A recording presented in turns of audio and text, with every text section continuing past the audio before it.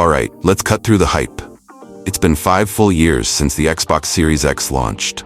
Half a decade of game nights, system updates, Game Pass drops, and way too many controller swaps. We've had time to live with it, stress test it, load it up with massive titles, and yep, even argue endlessly online about which console reigns supreme. But this isn't a hype piece. This isn't launch day excitement or tech spec worship. This is my real, long-term review of the Xbox Series X in 2025. After 5 years of living with it daily, I'm breaking down everything you need to know. Not just what's on the box, but the actual experience of using it every day. The wins, the flaws, and where Xbox needs to go from here. Let's get into it. Let's start with what it's actually like living with the Series X on a daily basis. Because this isn't just some showpiece tucked away in a shelf, it's become part of my rhythm. Whether I've got 15 minutes before work or I'm settling in for a 5-hour grind on the weekend, the Series X has been a reliable workhorse. You hit the power button and you're in. Fast, silent, and steady. Even after 5 years, I've never had to send it in for repairs. No overheating, no weird power cycles. It's just consistently dependable in a way that even high-end gaming PCs sometimes struggle with.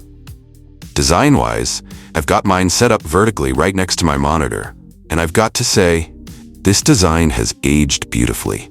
That clean black monolith look, it still fits with modern setups. Whether you're going for RGB gamer chic or minimalist workspace, it just works.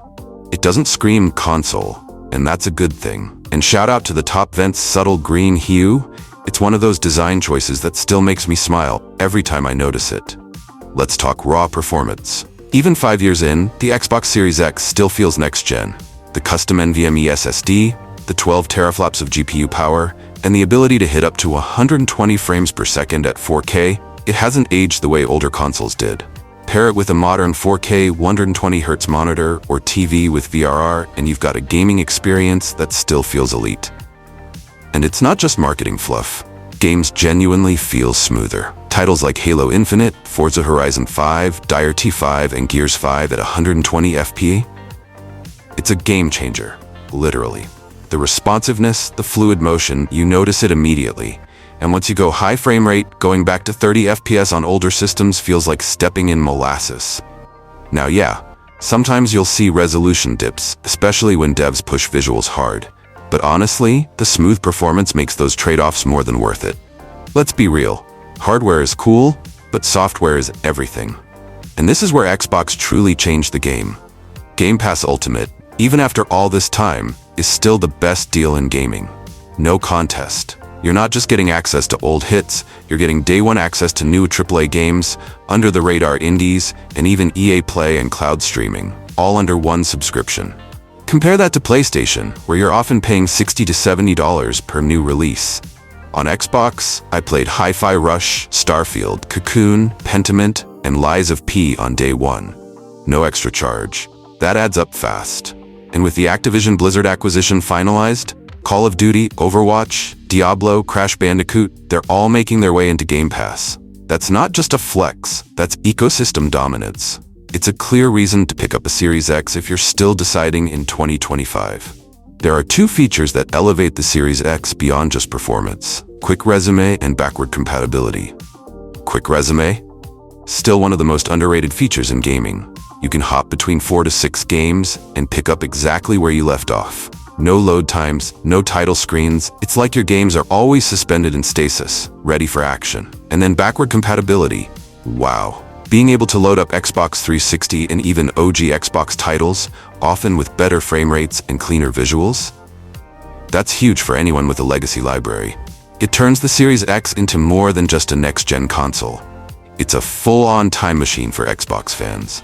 I've gone back and played Skate 3, Mass Effect 2, Fable Anniversary, and Dead Space, pre-remake, and they all play smoother than ever. Let's talk controllers. The standard Xbox controller remains one of the most well-designed in gaming. Responsive triggers, textured grips, hybrid D-pad, it just feels right. I've rotated through several: Shock Blue, Pulse Red, the 20th Anniversary Edition, and a SCUF Instinct Pro. All still work like the day I unboxed them. Charging-wise, I ditched AAA batteries a long time ago. I've been using the PowerA charging dock, super simple and never fails me. Drop the controller in, it's charged overnight. No stress, and yeah, the Elite Series 2 is definitely on my wish list. Adjustable tension sticks, back paddles, hair triggers, it's a premium setup for serious players. If you guys want a hands-on review, let me know in the comments. Now for the biggest flaw, storage.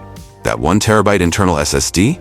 It sounds like a lot, but you only get about 802 GB of usable space.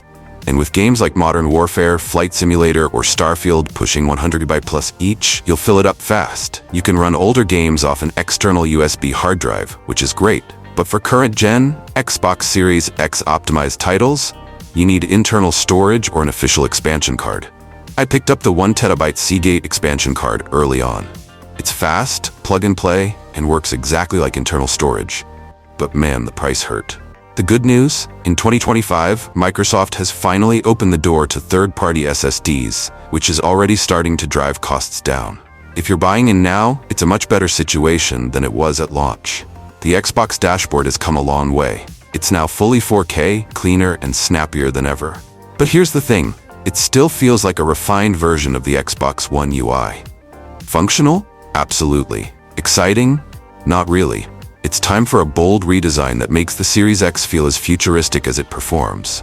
Think dynamic themes, customizable layouts, deeper stat tracking. It's good, but it could be great. That said, the Xbox mobile app? Low-key one of the best companion apps out there. I use it constantly to install games remotely, manage storage, chat with friends, and share clips. It's become a real part of the Xbox ecosystem for me. Now, it hasn't all been perfect. Early on, I dealt with some controller disconnect issues. Totally random, just sudden loss of connection mid-game. Thankfully, that got patched out with firmware updates. But one small UI gripe still drives me crazy. If someone else logs into your console and plays a random game like Roblox, it shows up on your dashboard as a recently played title, even if it wasn't your account. Minor? Sure. But we need a simple toggle to filter by account. It's long overdue. Here's the big takeaway after 5 years. The Series X isn't just a console, it's the centerpiece of Xbox's ecosystem. With Game Pass, xCloud, Play Anywhere, and cross-save functionality with PC, you're not locked to one device. Your games, saves, and achievements follow you. Sony has some killer single-player exclusives, no doubt. But Xbox is playing the long game. They're building a platform, not just pushing hardware. And with Avowed, Fable, South of Midnight, and Hellblade 2 on the way, the best might still be ahead. So here's my honest, long-term verdict. The Xbox Series X remains the most complete and forward-thinking console you can buy in 2025. It's powerful, reliable, and deeply integrated into the best value ecosystem in gaming. If you're choosing between the Series S and the Series X, go with the X. The extra horsepower, 4K capabilities, and disk drive make it a smarter long-term buy. And if you're still on the fence, I've got a full Series S versus Series X breakdown on the channel. Check that out next. If you made it this far, you're a legend. Drop a green heart and type Series X Squad in the comments. I'll be replying to every single one of you. Don't forget to like, subscribe, and smash that notification bell. I've got more Xbox content coming soon, including an in-depth breakdown of the Elite Series 2 versus SCUF Instinct Pro. You don't want to miss that. This is Top Gaming Setup. Thanks for watching, and I'll see you in the next one. Peace.